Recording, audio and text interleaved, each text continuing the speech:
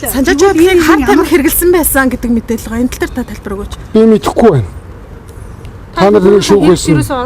Анхаарахгүй байгаа юу? Гэхдээ хэрэгт анхаарахгүй гэсэн юу гэсэн үг вэ? 28 хүрсэн залуу шүү дээ. Эцэг хүний үед анхаар шүү дээ. Санаа зовно шүү дээ. Та нар өөр хүүхдийнхаар санаа зовно үстэй.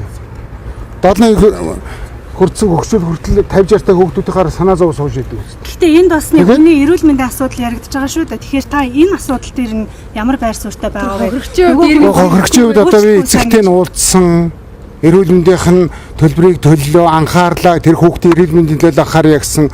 Өнөөдөр хүүхд нь одоо амар аманд бүтэн ирдсэн та нар ингээл учир уулзсан ярилцлага авсан уу? Тийм байж л байгаа шүү дээ. Тэгэд эрүүл мэндийн нэгэнд одоо хамар аманда аппликац хийлгээд ирсэн Солонгос сайн эмнэлэгт хийлгэсэн гэсэн. Тэр тал дээр нь анхаарья. Бусад тэр хуулийн асуудал энэ хэргийг шийдэх асуудал нь бол хуулийн дагуу явж байгаа. Хууль шүүхийнхэн дээр бүрэн 100% анхаарал тавьж ажиллаж байгаа шүү дээ. Та бүхний зүгээс хохирогчууд хилээ орог тавилахаар санал гаргасан шүү дээ. Бид нар тийм санал гаргаагүй.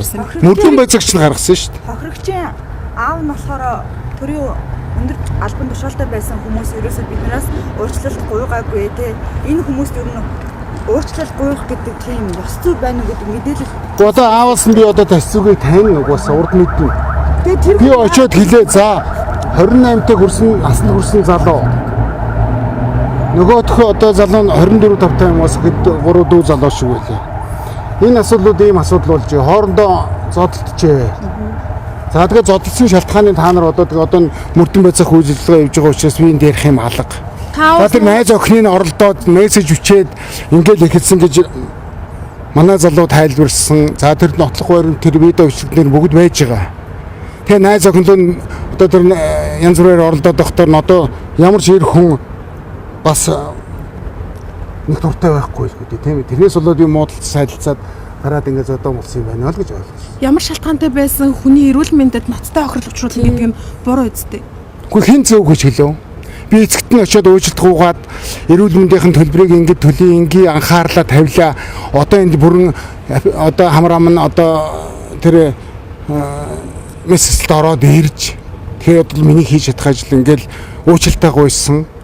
Гэхдээ би хийгээгүй учраас би хүүхдийн төлөө 28 та залуугийн төлөө уучлаарай л гэж хэлсэн. Энэ миний ёс зүй асуудал гэж.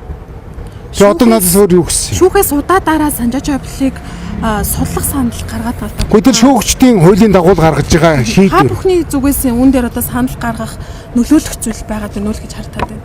Гэхдээ яаж нөлөөлөх юм?